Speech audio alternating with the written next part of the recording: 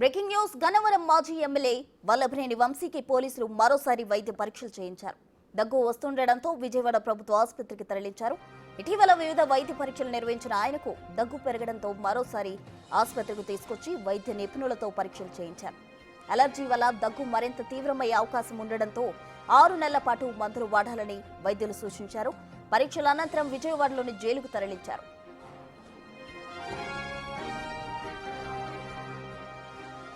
తనకు తీవ్రమైన వెన్ను సమస్య ఉందని వంశీ తెలపడంతో జైల్లో అతనికి బల్ల మంజూరు చేశారు అధికారులు. అనారోగ్య కారణాల రీత్యా వంశీ 20 కేజీలు తగ్గినట్టు తెలిపారు వైద్యులు. వంశీ శ్వాస సంబంధిత సమస్యలతో ఇబ్బందులు పడుతున్నట్టు తెలిపారు. సిటీ స్కాన్ తో పాటు లంగ్ సంబంధిత పరీక్షలు నిర్వహించి తిరిగి జైలుకు తరలించారు జైలు అధికారులు. జిల్లా జైల్లో రిమాండ్ ఖైదీగా ఉన్న వంశీ జైల్లో అనారోగ్య కారణాల రీత్యా ఇబ్బందులు పడుతున్నట్టు కోర్టుకు తెలిపారు. న్యాయమూర్తి ఆదేశాలతో వరుసగా 3 రోజుల నుంచి ఆసుపత్రిలో వైద్య పరీక్షలు నిర్వహిస్తున్నారు జైలు సిబ్బంది. ఇప్పటికే వంశీకి వరుసగా వైద్య పరీక్షలు చేయిస్తున్నారు జైలు సిబ్బంది.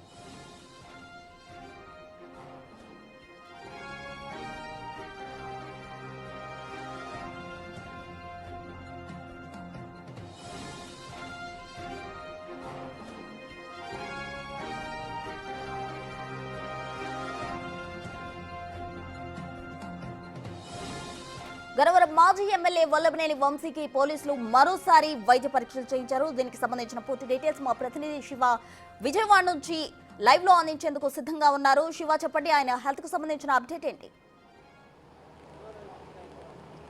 మొత్తం మీద చూసుకుంటే వల్లభనేని వంశీకి సంబంధించి శ్వాసకోశ అలాగే వెన్ను నొప్పి, దగ్గు, కాళ్ళ నొప్పులతో బాధపడుతున్నాడు.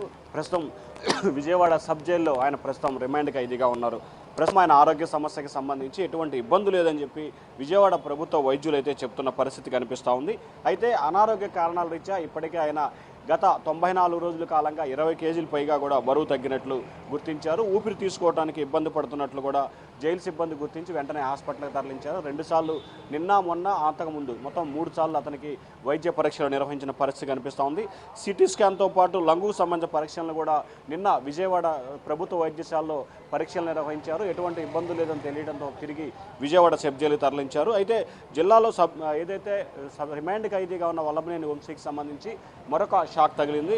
ఈరోజు ఆయనకు సంబంధించి కూడా హనుమాన్ జంక్షన్లో నకిలీ ఇళ్ల పట్టాల వ్యవహారానికి సంబంధించి కూడా ఆయనపై కేసు నమోదైంది. ఈ కేసులో అరెస్ట్ చేయాలంటూ కూడా నిన్న నూజివీడు కోర్టులో హనుమాన్ జంక్షన్ పోలీసులు పీటీ వారెంట్ దాఖలు చేశారు. పీటీ వారెంట్ని విచారించిన ధర్మాసనం కూడా ఇవాళ రేపట్లో ఆయన్ని తమ ఎదుట హాజరుపరచని చెప్పి కూడా తీర్పు వెలువరించింది.